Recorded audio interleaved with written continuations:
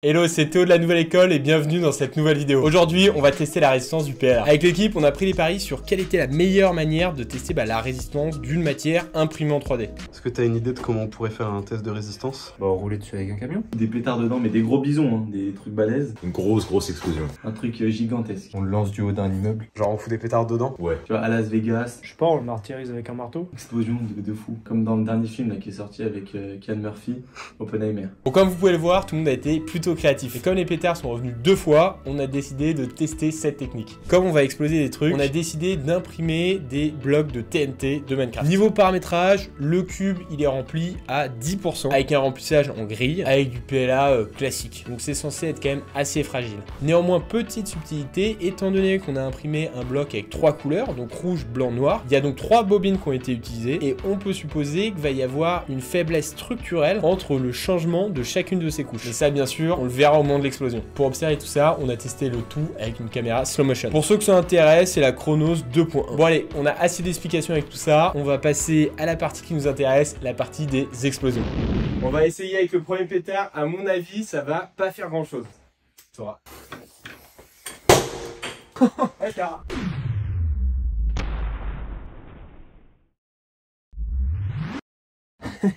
Vous pouvez voir, est-ce que ça a beaucoup de dégâts? Franchement, à part un cube qui a volé, ça a fragilisé un petit peu la structure. Mais dans l'ensemble, à l'extérieur, il est quand même parfait. Si je mets ça là, il n'y a jamais eu d'explosion. Pour aborder le sujet de manière un petit peu plus sérieuse, et comprendre un petit peu ce que c'est que vraiment la résistance des matériaux, il faut comprendre plusieurs choses. Déjà, quand on parle de résistance, on parle du comportement de la pièce face à des déformations ou des forces. Face à ces contraintes, les pièces, elles vont évidemment réagir de différentes manières. On parle par exemple de déformation élastique, lorsque le matériau va reprendre sa forme initiale, il n'aura plus de contrainte, ou de déformation plastique lorsque le matériau, lui, ne reprendra pas sa forme. Et puis quand on a une contrainte qui est trop importante et que ça dépasse la résistance du matériau, il y a évidemment rupture. Alors là, je vais faire péter ces 3 pétards.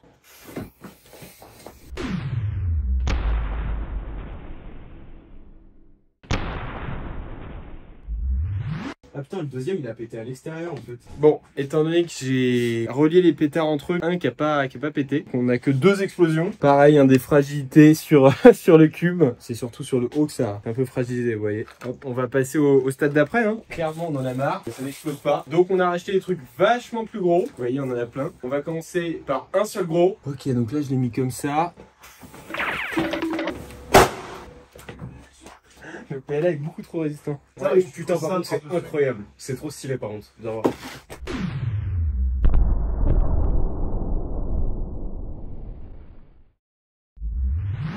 Là, à mon avis, on va changer de stratégie parce que l'explosion est partie sur le haut. Donc, on va peut-être inverser et mettre la TNT sur le pétard. Attends, je pense pas que ça va l'envoyer au plafond.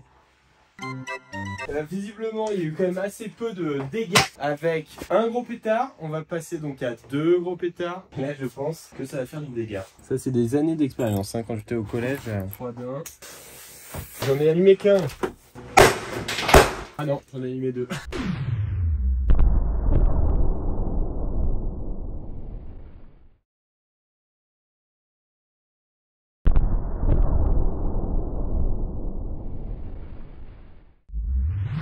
Pas mal, hein? Fais voir un peu le dégât. C'est quoi là? L'état des lieux. T'as l'intérieur, quand je touche ici là comme ça, t'as les supports à l'intérieur, ils commencent à être ramollis. Oh putain, ouais. Ici là, il y a plus que la couche externe qui tient. Je pense on va revenir à bout. Dans le cas de notre pièce imprimée en 3D, c'est du PLA. C'est certes la matière la plus populaire en impression 3D, notamment parce qu'on peut faire des belles impressions, c'est pas cher et c'est simple d'utilisation. Mais le PLA est clairement pas connu pour avoir la meilleure résistance mécanique de toutes les matières imprimées en 3D. Rien que des pièces imprimées en ABS sont déjà un peu plus solides. En plus, la résistance de la pièce imprimée en 3D va évidemment dépendre de différents facteurs, notamment de l'orientation de votre pièce durant l'impression, le type de pourcentage du remplissage. Là, je vous rappelle qu'on était à 10, donc c'est vraiment pas beaucoup. Le type et la forme du remplissage. Là, je vous rappelle qu'on était en gris sur du 10%, donc c'est pas grand chose non plus. La température d'impression, le post-traitement et évidemment la qualité de la matière. Bref, on aurait pu avoir une pièce de PLA bien plus solide dans d'autres conditions. Ok, voilà, clairement on a pété un câble. On va faire péter 4 pétards. Normalement, ce satané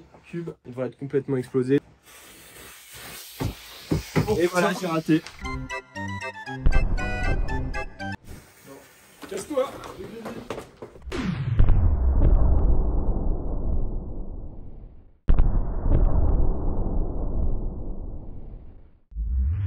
Oh, là on a aura fait un beau truc. Attends.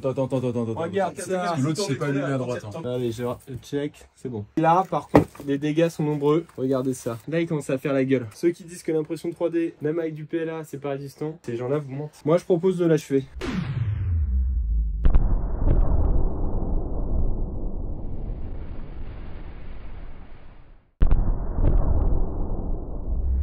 Franchement, ça reste quand même pas mal. Pour ce qu'on lui a mis dans la gueule, imprimé en 10%. Bon, clairement, ce PLA a l'air quand même bien intact. Je vois que les pétards n'ont peu d'effet. Malheureusement, on n'a pas encore de grenade. On est en cours avec la prod. Je vais y aller à l'ancienne. Hein.